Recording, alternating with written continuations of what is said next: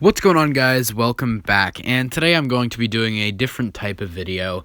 Today I'm going to be analyzing a review that I saw on the Falcon and the Winter Soldier and explaining why I feel this person failed to legitimately and effectively criticize the show.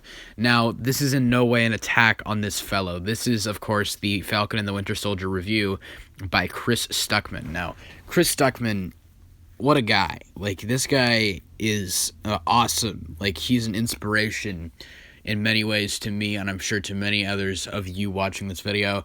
He's inspired me for how I approach, video production, as well as, just the way that I approach film criticism. This guy changed my view on many things, and I can never thank him enough for that. And this guy is just such an inspiration to me. So this is in no way an attack on him, but I feel like this is just an underlying issue that I've seen with a lot of film critics on YouTube, is that they censor their opinions to a really strange extent, where it feels like they're just censoring their opinions to avoid criticism or backlash. And I understand that, and I've had a lot of people attack me for not liking WandaVision or something like that, and they just attack me for no reason, and it's annoying, but I don't really get upset or offended by it.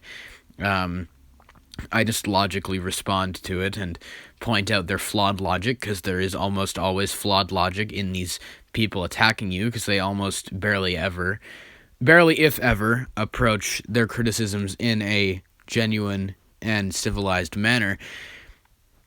I feel like Chris, of all people, shouldn't really worry about that, and I feel like he should be allowed to express his opinions and be able to validly critique something without people attacking him for that. And I don't know if that's the underlying problem here, but it sure does feel like it, because he doesn't really back up a lot of his arguments throughout this video. He has a lot of hollow arguments and just hollow statements that don't really go anywhere. So I'm going to just play this video, and I'll pause it at multiple points, and we'll just discuss some of his arguments that I feel are lacking.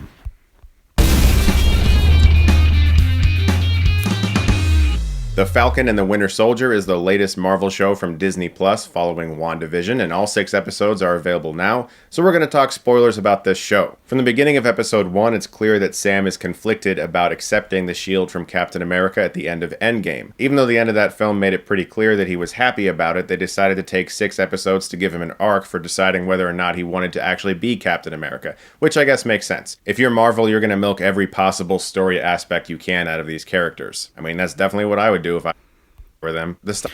So there's the first problem here. This first argument that he keeps bringing back throughout the video and never backs up. So he says that he thought from the very beginning Sam was happy to be Captain America at the end of Endgame, which is very apparent that that is not the case in the show. Sam even brings up in the first episode of The Falcon and the Winter Soldier that the first thing he said to Steve when he handed him that shield was, "It feels like it's someone else's." Sam felt, he had a lot of pressure placed upon him, and he accepted the shield in that moment to make Steve happy, but he obviously has a lot of pressure and is very conflicted, and was very conflicted from the get-go. So this weird misconception that Chris has about Sam having always wanted to be Captain America, or having always been happy to be Captain America, is just not true, and is a rather narrow-minded and cynical outlook, because he's just saying that they're stretching it out or something like that, or they're milking it, and he's like, I would do the same thing. But it's just kind of an unnecessarily cynical thing to say, because it was set up from the end of Endgame. I don't like defending Endgame, but I will say from the beginning it was very apparent to me that they were going to continue his story, and they did it in a very interesting and compelling way, I felt, throughout the Falcon and the Winter Soldier narrative. But Chris just apparently wanted him to instantly become Captain America and have no nuance or interesting storytelling at all. And I don't really understand that, because he does acknowledge in the video that Sam has an interesting arc, but he never really expands on that weird point that he has where he thought Sam was just instantly going to be Captain America for some reason. And it's just very weird. Like, there's no logic behind that statement. He just keeps bringing it back throughout the video, and it's just very odd. style of the show is clearly inspired by what the Russo brothers did with Winter Soldier. It feels very much like a sequel to Winter Soldier or Civil War. It's definitely within that same vein. There's a lot of shaky cam. It's in the same aspect ratio. And easily one of the best things right off the bat is the camaraderie and chemistry between Anthony Mackie and Sebastian Stan as Bucky Barnes. These two work really well together. It feels at times like a 90s action movie when they're riffing off of each other, and I love their relationship. I love the arguments they have because Sam giving away the shield makes Bucky very upset because of his loyalty to Steve Rogers, and he feels like Steve made this choice and Sam's not respecting it. And Bucky is still dealing with his crimes as the Winter Soldier when he was being mentally controlled, and Sam is dealing with the weight of a responsibility that he has yet to fully come to terms with. And he wonders if he even wants this responsibility. So right there, he literally acknowledges Sam's entire character arc throughout the show and his struggle, but then continues to say at multiple points again and throughout the video that he for some reason thought Sam was instantly going to become Captain America and that Marvel's milking it, without ever explaining why he has that viewpoint. It's just a very narrow-minded view. I don't really understand why he keeps saying that, because he literally just explained what his arc is. So he's well aware of what Sam's character arc is, and he literally recaps it and explains it right here. So I don't really understand his weird argument about how he just thought Sam was going to instantly become Captain America. Sam does give up the shield and thinks that it will just be displayed along with Steve Rogers' uniform. They decide to give it to John Walker, played by Wyatt Russell, and he becomes the new Captain America, much to Sam and Bucky's disappointment, because this guy is ruthless. Not only does he not have the super serum yet, he is kind of a dick. He's a horrific character, very easily hateful for the first few episodes. And he does things that aren't worthy of being Captain America. And this isn't really true, and Chris isn't really backing up this argument here. He just says that he's an easily hateable character, and I feel like he's not really understanding the nuance of John Walker's character. The fact that from the get-go, from the moment he's introduced, he's not really meant to be a hateable character. In the context of the show, Sam and Bucky hate him because of what he represents and what the government, why the government put him in that position against their wishes and against what they each wanted the shield, or against what each of them wanted the government to do with the shield. None of them expected them to just give it to some random guy, but he's not supposed to be a hateable character. He's a war veteran. He's done many great things, and he tries to help Sam and Bucky, but they continually turn him down and belittle him and basically bully him, and having all that pressure placed on him is what drives him to these kind of insane lengths, like when he murders someone out in the street. All that's because of the pressure that's put on him by Sam and Bucky, the government. Everyone else around him is always kind of putting him down, so then he feels unworthy and then takes the serum, which amplifies his unstable characteristics and results in him doing some very questionable and immoral things. But to say that from the beginning he's an asshole and a dick and easily hateable, that's not actually true. From the beginning, he's not supposed to be a hateable character. He's just supposed to be, a character with struggles. And Chris is just not really fully appreciating the nuance of John Walker's character, and he's not really talking about that at all. He's just saying he's a hateable character and I don't like him and no one's supposed to like him. It's that's not actually true if you'd watched the show, and I feel like he's just kind of misunderstanding John Walker's character right here. So the show has a great setup. Although I have to be honest, even with the setup, I found the first 3 episodes very watchable. It was something that was super easy to have on. There were a few great action scenes and some funny moments, and as I said, Anthony Mackie and Sebastian Stan are wonderful in the show. This is another weird point where he says, despite the good setup, I found the show very entertaining and there were good action scenes and Anthony Mackie and Sebastian Stan are good. And then he doesn't really... there isn't a but. It feels like at the beginning of that statement when you say despite or even though the setup was good, that means there's probably going to be a but. Despite these being entertaining, there was a problem. He doesn't really say that. He just said, despite the setup being good, despite usually means there's going to be a but.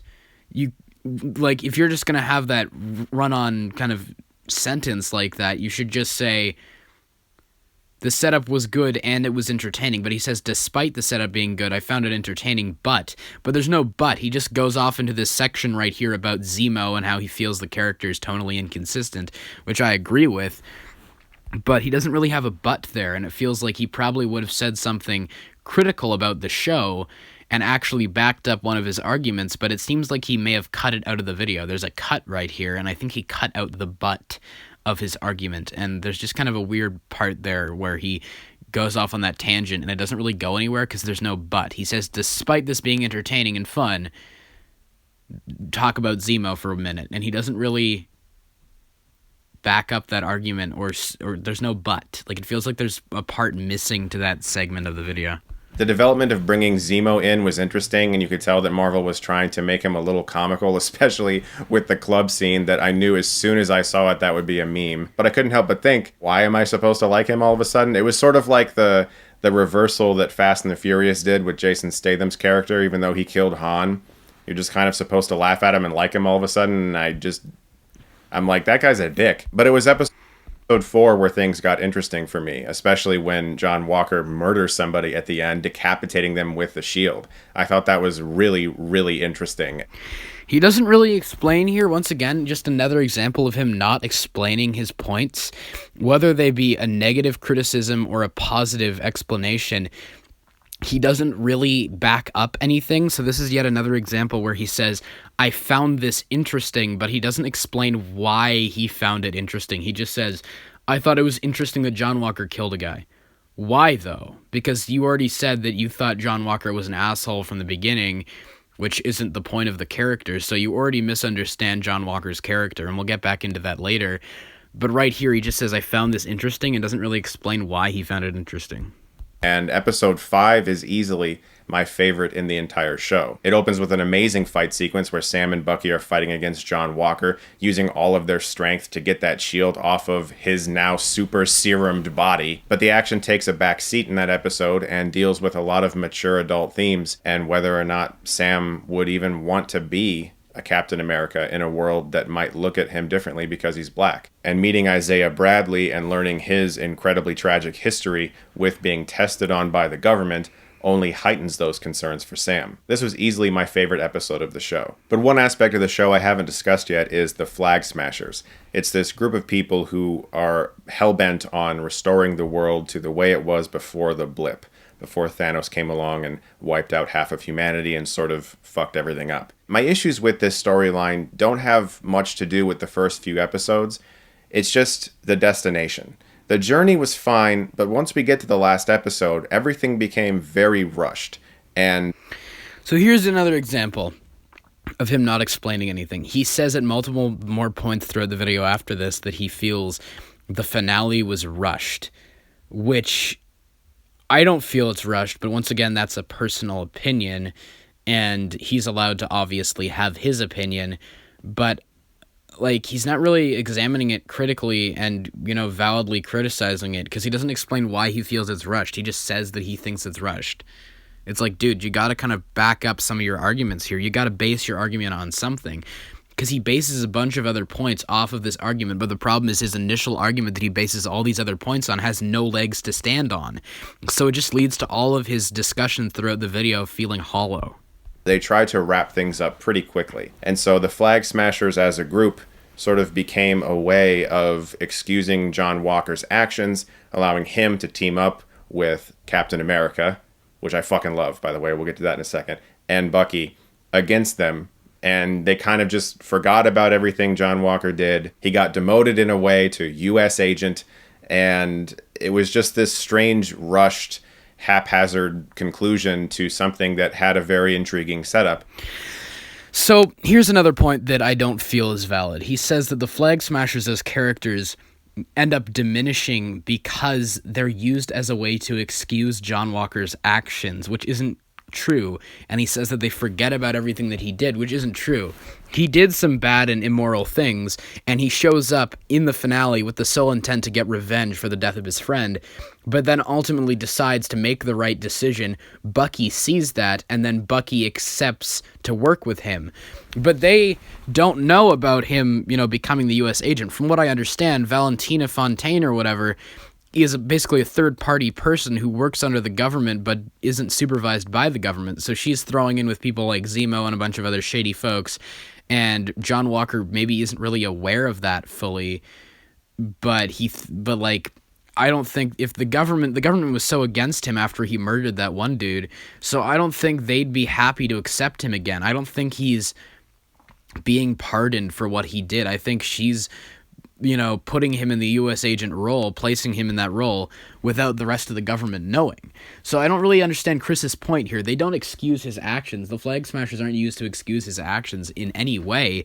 John Walker decided of his own accord to make the right decision and to do the right thing and try to save that truck of hostages. And Bucky and Sam see that, so then they accept him in that moment, realizing that he's on their side and he's at least trying to do the right thing.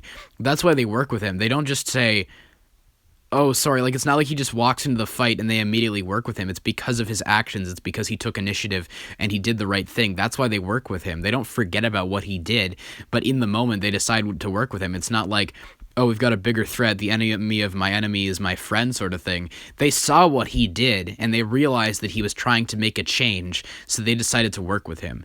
That's why. He didn't just show up randomly and then started murdering people, and they were like, okay, we're going to work with you because these guys are worse than you. That's not what happened. I feel like Chris here just isn't really understanding the point of the show. I don't really understand his argument here. He doesn't really explain this very well, and that's kind of a vibe with his whole video. This is the same thing that happened with WandaVision. WandaVision also had a very intriguing setup, and then everything was rushed to come to a conclusion as quick as possible with a bunch of fight sequences, and both heroes of both of these shows get a new name and a new costume. That is an understatement of the Falcon and the Winter Soldier finale. If you were to say that WandaVision ends and all that happens is the superhero gets a new name and a new costume, that's exactly true. Wanda flies away at the end of WandaVision, gets a new costume, and gets away with the new name of Scarlet Witch, and basically runs away from the consequences for her actions. At the end of the show, the whole show is about that transformation. WandaVision isn't about Wanda's transformation into a new person. The entirety of Falcon and the Winter Soldier is about Sam's decision and his transformation from the Falcon into Captain America. It's not about...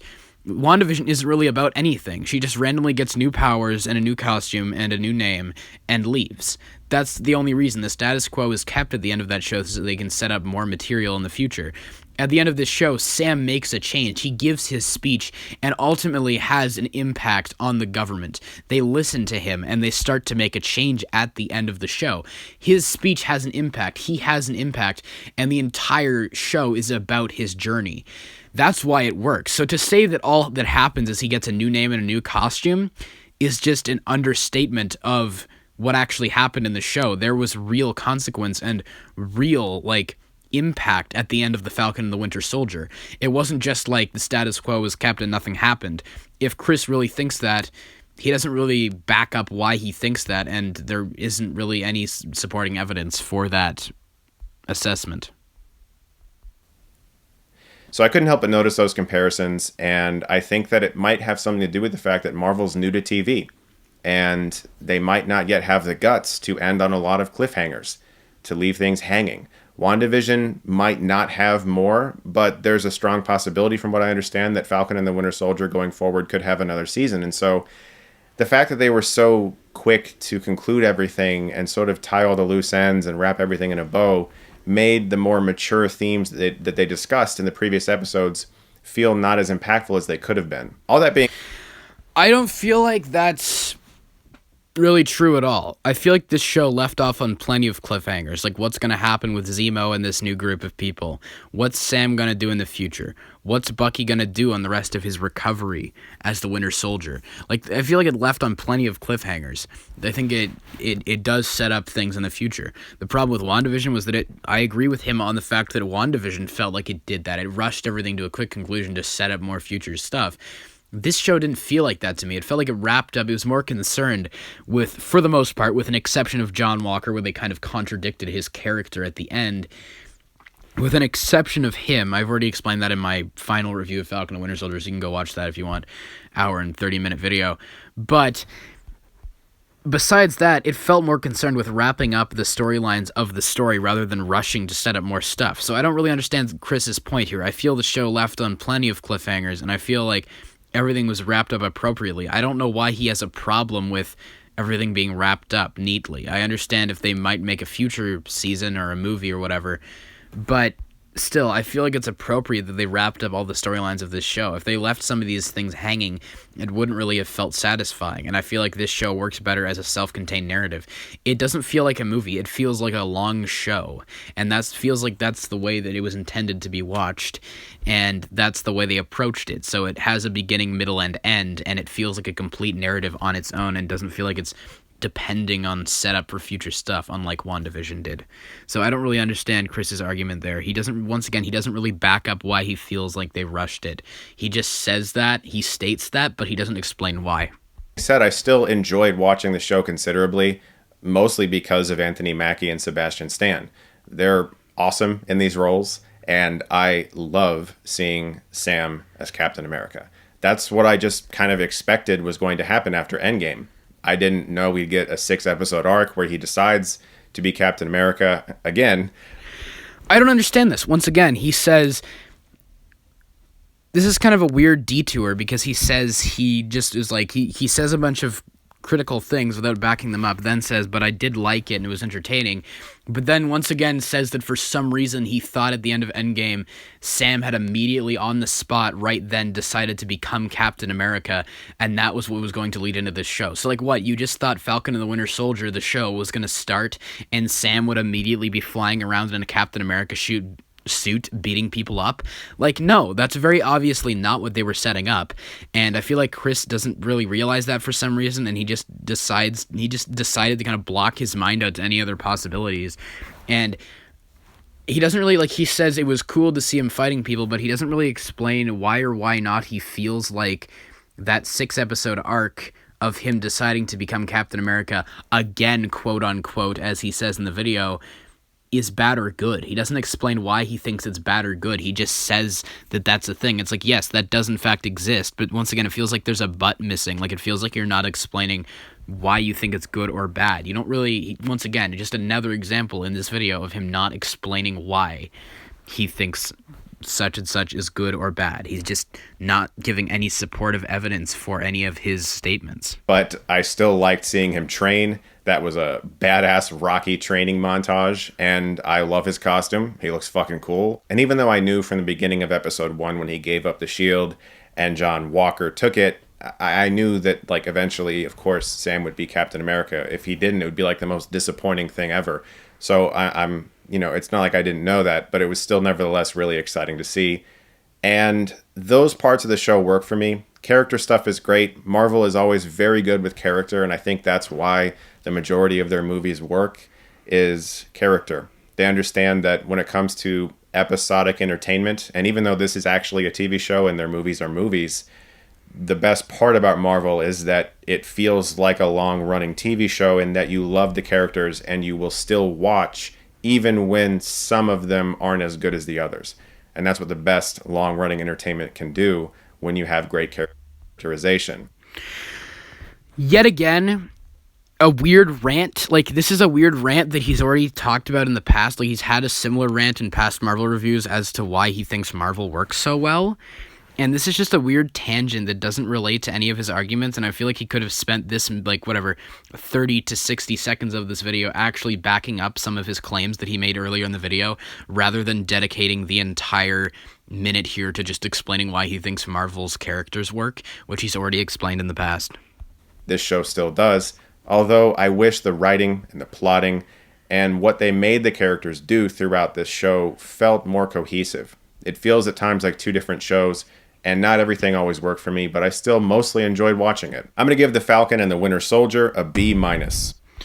So, he randomly brings up like multiple interesting arguments at the end of his video, but once again doesn't explain why he has that viewpoint. He says that he feels the writing, plotting, and characters were not as cohesive and consistent as they could have been, and he feels like two different shows at certain points.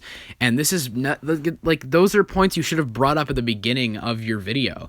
The way that I like to approach like reviewing things is almost like an essay. You write down your thesis statement. These feel like things that you'd write in a thesis statement for the beginning of an essay. These don't feel like things you bring up right before you give your final grade on a product. Like, he says it feels like two different shows and like the writing isn't cohesive. I'd love to hear his opinion on that and why he feels that way, but he doesn't explain that in the video. He just brings this up literally 2 seconds before giving his final grade and doesn't expand upon these arguments at all. This is a very strange point in the video to bring up these points, and it's like they don't relate to anything. He doesn't provide any supporting evidence once again, as he does throughout the rest of the video. And I just don't really understand what he's going for here. It just like why did you bring it up now and not earlier on? It just doesn't make sense to me. It's not quite as good as WandaVision. I think that show had a more executed vision, for lack of a better word. And this one had great intentions and some great plot developments with characters. And episode 5 is one of the most like mature things Marvel's ever done. It just rushed to a quick conclusion, similar to WandaVision. So hopefully with Loki, they can kind of streamline this a little better. I know this is very much so an experiment for Marvel. They're figuring out what they want to do at TV. And for the most part, they're doing a pretty good job. But I think conclusions is where they're lacking right now. Then right here, we have another weird point in the video where Chris basically says that he thinks that the Falcon has doesn't have as clear a vision as WandaVision did, and that it has coherent and consistent character writing, but that it doesn't have a coherent vision. Now, I don't really understand this. I feel like in my opinion, obviously once again it's an opinion, but I think Falcon had a very clear and coherent vision with excellent character writing and storytelling, and it was about the journey of Sam Wilson becoming Captain America and accepting the responsibilities that come with that. WandaVision was about nothing until the end, when Wanda leaves, runs away from her responsibilities and gets new powers. Everything's advantageous for her and doesn't own up to her actions of enslaving a town of people. That's not heroic. That's not a good conclusion to a story. And Chris says that he thinks Falcon and WandaVision have similar problems, but he thinks WandaVision is stronger because it has a clearer narrative vision, which I don't think is the case. I think WandaVision's an incoherent, inconsistent mess of character and plot. But if he thinks that, that's fine, but he doesn't explain why. And he just says again that he thinks that Falcon has the same problems as WandaVision pertaining to the rushed finale. Once again, earlier in the video, he didn't explain why he felt that Falcon and the Winter Soldier had a rushed finale, but if he thinks they're both on the same level in that regard, shouldn't you be giving Falcon the same grade as WandaVision if you think they have the same problems? He said similar to WandaVision, it had a rushed finale. I'm pretty sure, basically direct quoted that right there, so I don't know why he gave it a lower grade. He just gave it a lower grade because maybe he didn't enjoy it as much, which is fine, but it feels like he just censored his opinions throughout this entire video. Once again, I feel like as of late, people like Chris have been censoring their opinions. They've been giving all these superhero movies like Snyder Cut or The Snyder Cut, WandaVision. They've been giving all these products basically excellent grades, and he doesn't really have a valid reason for why he's doing that. He gave the Snyder Cut a B+, and he says the only reason he had for giving it that grade was because he didn't want to be mean to it, is basically what he said in the video. Now, I don't like the Snyder Cut. I think it's a bad movie. I think it's good that Zack Snyder released his own movie, but I don't think it's a good movie. I feel like, there's a difference between personal opinion and, objective criticism, and Chris isn't balancing subjective opinion with objective criticism anymore. He's just, saying that WandaVision was better than Falcon, but doesn't explain why. He doesn't explain why Falcon is incoherent or inconsistent. He doesn't explain why why he thinks it's rushed. He doesn't explain any of this. He doesn't explain why he thought Falcon was just instantly going to become Captain America. He doesn't explain any of his points. He just like says this and that, and then at the end says, "But I found it entertaining, so I'm going to give it a mid-tier grade." I feel like Falcon and the Winter Soldier deserves a way higher grade than that. I think it's great. I think it's the best Marvel thing in years. But that's obviously just me. That's like fine. Chris can have his own opinion, of course. But I feel like he's not really doing a good job of objectively criticizing things anymore, and I feel like partially that may come from a fear of criticism, of backlash. And I've gotten backlash in the past, but Chris is like a mid-30-year-old guy. I don't feel like he should be afraid of that, and I feel like he should be allowed to, just express his opinions and objectively criticize something without getting backlash. Because I know that if you heavily criticize something like WandaVision, people will attack you, and they don't really have valid reasons for doing so. They just are mad that you didn't like it as much as them, and I'm sure that Chris has faced that in the past, so it's probably nothing new for him. So I don't know why he's just going out of his way to be... He just criticizes something, doesn't back up like his criticisms, and then says that he liked it, though, and gives it a good grade. And I feel like he probably didn't like Falcon and Winter Soldier, but he's giving it a good grade because he doesn't want to get criticism or backlash for it. And I don't feel like that's right. And, like, this, once again, is just... I feel like Chris right here is failing to, actually successfully criticize this show. He's not doing a good job of criticizing it. He's laying down a bunch of chips on the table, but isn't elaborating on those points that he's making. And I just don't understand. I legitimately do not understand what he's saying in this video. Like, if he enjoyed the show, that's good, but I feel like maybe he didn't, but he's not voicing his true opinions because he's afraid of backlash.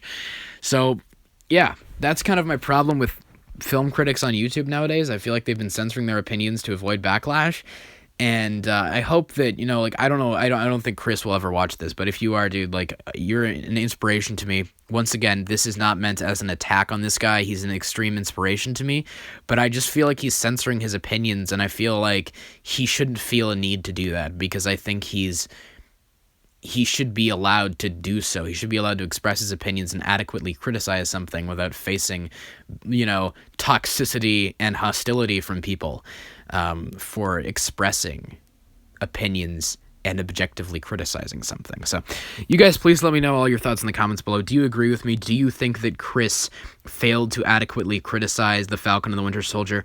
Do you agree with me? Do you disagree with me? Do you agree with him? Do you disagree with him? Whatever your thoughts are, please let me know them all in the comments below. And of course, as always, I hope you guys have a great day. Take care.